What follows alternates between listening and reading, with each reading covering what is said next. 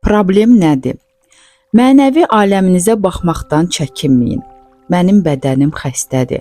Ağrıyır, qanaxmaları olur, sızıldayır, sıxılır, əzab çəkir, quruyur və qocalıram, pis görür və pis eşidirəm. Sizə aid olan başqa hissləri və vəziyyətləri də bu siyahıya aid eləmək olar. Mən isə bunların hamısını artıq eşitmişəm. Ətrafımdakı adamlarla münasibət yarada bilmirəm. Ətrafımdakı insanlar məndən daim nəsə tələb eləyirlər, nəfəs almağa qoymurlar, rahat buraxmırlar, çox unutqan və ədalətsizdirlər, məni dəstəkləmirlər, sevmirlər, qınayırlar, onları narahat eləməyimi istəmirlər, məni tapdalayıb keçirlər, heç vaxt mənə qulaq asmırlar və s. Bunlar mənə necə də tanışdır. Maliyyə vəziyyətim pisdir. Gəlirim yoxdur, nadir hallarda əlimə pul gəlir, aldığım pul ehtiyaclarımı heç vaxt ödəmir, pul əlimə gəlməmiş qısa zamanda xərclənir, hesabları ödəyə bilmirəm, pul elə bil əlimdən uçur və s. Bunlara əlavə olaraq çox şeylər də deyə bilərəm. Əlbəttə ki, mən bunların hamısını eşitmişəm.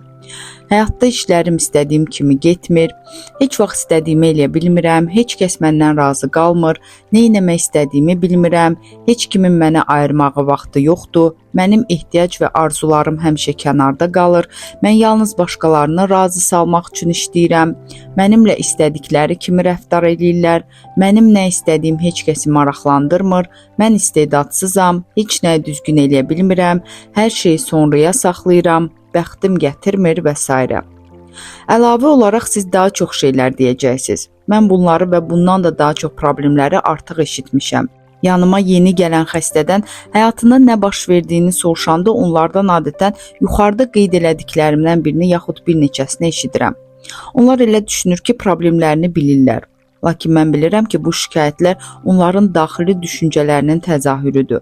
Bu düşüncələrin altında həmin şikayətlərin əsası olan daha dərin səbəblər var. Mən işlədiyim insanlara bu sualları verib onların cavablarına qulaq asıram. Həyatınızda nə baş verir? Səhhətiniz necədir? Nə işlə məşğulsunuz? İşiniz xoşunuza gəlir? Maliyyə vəziyyətiniz necədir? Sevgi münasibətləriniz necədir? Axırıncı sevgi macəranız necə başa çatıb? Bəs ondan əvvəlki? Qısaca olaraq uşaqlığınızdan danışın. Söhbət zamanı mən işlədiyim insanların bədən hərəkətlərini və üz mimikalarını müşahidə edirəm. Daha çox isə onların dediyi sözlərə diqqətlə qulaq asıram. Fikirlər və sözlər bizim gələcəyimizi müəyyənləşdirir. Dinlədikcə onların müəyyən problemlərinin niyə yarandığını asanlıqla başa düşürəm. Sözlər bizim gizli fikirlərimizi ifadə edir. Bəzən onların sözləri ilə təsvir elədikləri hadisələr arasında uyğunsuzluq olur. Onda bilirəm ki, bu insan həqiqətən də ya nə baş verdiyindən xəbərsizdir, ya da mənə yalan danışır. İkisindən biri başlanğıc nöqtəsidir və bizə hardan başlayacağımızla bağlı istiqamət verir. Sonra başlayıram onlarla işləməyə. Deyirəm, bir kağız qələm götürün, səhifənin başında yazın, mən nə etməliyəm? Bu fikri tamamlamaq üçün onlar 5-6 cümlədən ibarət siyahı yazmalıdırlar. Bəziləri yazmağa başlayanda çətinlik çəkir, bəziləri isə yazıb qurtara bilmirlər. Sonra onlardan siyahıda yazdıqlarının hər cümləni mən nə etməliyəm ifadəsi ilə başlayaraq oxumalarını xahiş edirəm. Hər fikirdən sonra soruşuram, nə üçün siz bunu eləməlisiniz? Onlar maraqlı və səmimi cavablar verirlər. Anam dedi ki, mən bunu eləməliyəm. Ona görə ki, mən bu işi görməməkdən qorxuram. Ona görə ki, mən ideal olmalıyam. Çünki hər kəs bunu eləməlidir. Ona görə ki, mən həddən artıq tənbəl, balaca boy və ya uca boy, kök, arıq, sakit, çirkin və lazımsızam. Bu cavablar göstərir ki, suallarıma cavab verən insanlar öz fikirlərinə inanaraq hərəkətlərini məhdudlaşdırıblar. Mən onların cavablarına heç bir şərh vermirəm. Onlarla yalnız etməliyəm sözünü müzakirə edirəm. Bilirsiniz, mənə elə gəlir ki, etməliyəm sözü dilimizdə olan ən zərərli sözdür. Hər dəfə bu sözü işlətməyimiz sanki nəyisə səhv elədiyimizi göstərir. Bu ya indi səhv eləyirik, ya səhv eləmişik, ya da eləyəcəyik. Mən düşünmürəm ki, bizə çoxlu səhvlər lazımdır. Bizim seçim azadlığımıza ehtiyacımız var. Mən eləməliyəm sözünü həmişəlik lüğətdən silmək və onu bacararam sözü ilə əvəz eləmək istəyirəm. Bacararam bizə daha çox seçim verir və biz heç vaxt səhv eləmirik. Daha sonra onlardan yazdıqları cümlələri əgər mən həqiqətən də istəsəydim, mən filan şeyi bacarardım deməklə yenidən oxumaqlarını xahiş edirəm. Bu cür yanaşma mövzuya tamamilə yeni nəfəs gətirir. Onlar cümlələri oxuyanda ehtiyatla soruşuram. Bəs niyə istəmədiniz? İndi biz fərqli cavablar alırıq. Mən istəmirəm, mən qorxuram, bilmirəm necə eləyim, çünki mən kifayət qədər yaxşı deyiləm və s. İnsanların çox vaxt ilk addımda eləmək istədikləri bir işə görə illərlə özlərini danlamasının, eləmədiklərinə görə özlərini tənqid atəşinə tutmasına şahid oluruq. Çox vaxt bu kiminsə sən eləməlisən dediyi bir ifadə olur. Bunları sadəcə etməli siyahısından çıxarmaq lazımdır. Onlara necə də rahatlıq gətirir. Siz valideynlərin seçimlərini qəbul edən və sən diş həkimi və yaxud sən müəllim olmalısan sözünə görə illərlə sevmədiyi işlə məşğul olan insanlara diqqət yetirin. Bizi qohumlarımızla müqayisə edərək sən də onun kimi daha ağıllı, zəngin, yaradıcı olmalısan deyəndə özümüzü necə də alçaldılmış olduğunu hiss edirik. Siz görməli işlər siyahısından nəyi məmnuniyyətlə silərdiniz? Bu qısa siyahını nəzərdən keçirəndə onlar həyatlarına başqa cür baxmağa başlayırlar. Eləməli olduqlarının çoxunun əslində istəmədikləri işlər olduğunu və bunları başqalarını razı salmaq üçün elədiklərini görürük. Həmin insanlar bunları çox vaxt ya qorxudan, ya da kifayət qədər yaxşı olmadıqlarını düşündükləri üçün eləyiblər. Problem yavaş-yavaş həll olmağa başlayır. Mən prosesə onları kiminsə standartlarına uyğun gəlmədiklərinə görə mən pisəm hisslərindən uzaqlaşdırmağa başlayıram. İnanıram ki, həyat çox sadədir. Biz aşımıza nə tökürüksə, qaşığımıza da o çıxır. Kainat bizim düşünmək və inanmaq üçün seçdiyimiz istənilən fikri dəstəkləyir. Özünə sevgi. Mən dəfələrlə izah edirəm ki, problemin növündən asılı olmayaraq hər kəslə bir məqsədlə çalışıram. Bu da onlara özlərini sevdirməkdir. Sevgi sehirli vasitədir. Özümüzə sevgi həyatımızda möcüzələr yaradır. Mən sevgi deyəndə şöhrətpərəstlikdən, lovğalıqdan və ya təkəbbürlü olmaqdan danışmıram. Bu sevgi deyil, qorxudur. Mən özümüzə olan böyük hörmətdən, bədənimizə və ağlımıza görə minnətdar olmağımızdan danışıram. Məncə sevgi elə yüksək minnətdarlıq hissidir ki, o hisslə dolu olan qəlb alovlanır. Sevgi müxtəlif istiqamətlərə yönələ bilər. Mən bir çox şeyləri sevə bilərəm. Məsələn, həyatın özünü, mövcudluğumu, gördüyüm gözəllikləri, başqa bir insanı, biliyi, düşünməyi, bədənimi və onun funksiyalarını, heyvanları, quşları, balıqları, hər növ inkişafı, kainatı və onun yaradılmasını və s. Bu siyahıya nə əlavə eləyə bilərsən? Gəlin özümüzü sevmədiyimiz hallara da baxaq. Daim özümüzü danlayır və tənqid edirik. Bədənimizi artıq qida, narkotik və ya alkoqolla korlayırıq. Sevmədiyimizə inanmağı üstün tuturuq. Göstərdiyimiz xidmətin qarşılığında layiq olduğumuz haqqı istəməkdən qorxuruq. Xəstəlik və ağrılarımızı özümüz yaradırıq. Bizə fayda verəcək işləri gecikdiririk. Xaos və qarışıqlıqda yaşayırıq. Borc və ağır yüklə həyatımızı çətinləşdiririk. Bizi alçaldan insanlarla münasibət yaradırıq, dostluqlar qururuq və s. Və sizin özünüzü sevmədiyiniz hallar hansıdır? Yaxşı xüsusiyyətlərimizi inkar eləməyimiz özümüzü sevməməyimizin bir göstəricisidir. Özünə dəyər verməmək də özünü sevməməyin bir ifadəsidir. Bizim partnyorumuz yorğun və əsəbidir. Bizim hansı hərəkətlərimiz onu bu hala saldığını bilmək istəyirik. O bizi bir-iki dəfə gəzməyə dəvət edir və sonra bir daha bizə zəng vurmur. Fikirləşirik ki, yəqin nəyisə düz eləməmişik. Ailəmiz dağılır, biz düşünürük ki, taleyimiz uğursuzdur. Biz maaşımızın artırılmağını xahiş eləməkdən qorxuruq. Bizim bədənimiz Vogue jurnalında reklam edilən etalonlara uyğun gəlmir və özümüzü pis hiss eləyirik.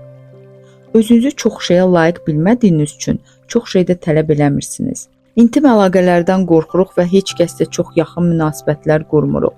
Gizli intim əlaqələrə üstünlük veririk. Verdiyimiz qərarların səhv olacağına əmin olduğumuz üçün qərarlar verməyə çətinlik çəkirik. Körpəykən siz necə də mükəmməl idiniz. Onlar artıq mükəmməldir və bunu bildiklərini hərəkətlərində göstərirlər. Onlar kainatın mərkəzi olduqlarını bilirlər. İstədiklərini dilə gətirməkdə çətinlik çəkmirlər və hisslərini sərbəst ifadə edirlər. Uşaq hisslərəndə bundan bütün qonşuların xəbəri olar. Onlar sevinəndə ev işıqlanır. Körpələrdə sonsuz sevgi var. Körpələr sevgi görməsələr yaşaya bilməzlər. Biz yaşad olduqca sevgisiz yaşamağı öyrənirik. Körpələr isə buna dözə bilmirlər. Körpələr həm də bədənlərinin hər bir hissəsini, hətta öz nəcislərini də sevirlər. Onlar inanılmaz gücə malikdirlər. Siz də, mən də belə olmuşuq. Sonra ətrafımızda böyüklərə qulaq asıb qorxaq olmağı öyrənmişik. Öz cazibədarlığımız və gözəlliyimizdən imtina eləməyə başlamışıq. İşlədiyim insanlar məni özlərinin çox pis olduqlarına və sevilmədiklərinə inandırmağa çalışırlar. Mən buna heç vaxt inanmıram. Çalışıram ki, onları özlərini sevməyə bacardıqları vaxta qaytarım. İşlədiyim insanlardan xahiş edirəm ki, güzgü götürüb öz gözlərinin içinə baxsınlar. Adlarını sonra da mən səni sevirəm və səni olduğun kimi qəbul edirəm desinlər. Bu bir çox insanlar üçün olduqca çətindir. Bu çalışmanın sakit, həvəslə yerinə yetirildiğini nadir insanlarda görürəm. Bəziləri qışqırır, bəziləri az qalır ki ağlasın, bəziləri qəzəblənir, bəziləri malik olduğu xüsusiyyət və keyfiyyətləri layiqincə qiymətləndirmir. Bəzi isə təkidlə bildirirlər ki, onlar bu tapşırığı yerinə yetirməyə bacarmırlar. Hətta güzgünü atıb qaçmaq istəyənlər də olub. Güzgüdəki əksinə müraciət eləmək üçün onlara aylarla vaxt lazım olub. Problem əslində bizim onu təsəvvür elədiyimiz kimi həqiqi problem deyil. Bir xanım öz zahiri görkəmini, xüsusilə də dişlərini bəyənmirdi. Bir diş həkimindən çıxıb digərinə gedirdi və hər dəfə də fikirləşirdi ki, həkimlər onun dişlərini lap pis vəziyyətə salır. Hər bir mütəxəssisin işi bu qadını bir daha özünün çirkin olmağı fikrinə gətirirdi. Əslində isə onun problemi zahiri görkəmində deyildi. Özünü xarici görkəminin pis olduğuna inandırmasındaydı. Başqa bir xanımda ciddi tənəffüs problemi var idi. Onun yanında duranda adam özünü narahat hiss elirdi. O məsciddə işləməyə başladı. Zahirən o mömin və vicdanlı görünürdü. Lakin kiminsə onun vəzifəsinə yiyələnmək qorxusu bu qadında qəzəb və qısqanclıq fırtınasına səbəb olurdu. Bu güclü fikir və şübhələr onun tənəffüsünə təsir edirdi. Heç kəs ona təhlükə yaratmırdı.